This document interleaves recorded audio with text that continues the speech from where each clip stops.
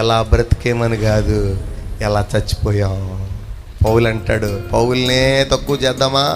బ్రతుకుట క్రీస్తే, చావు మేలా క్రైస్తవుడికి, పుట్టుక మేలా.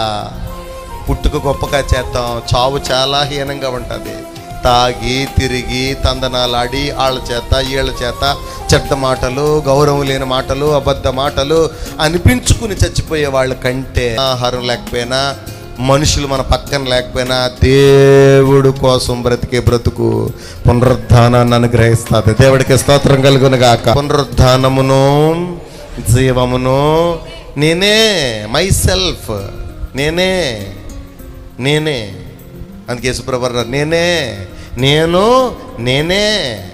నేనే అన్నమాట చాలా ప్రాముఖ్యం. దమ్మున్నవాడు చెప్పగలడు ఆ మాట.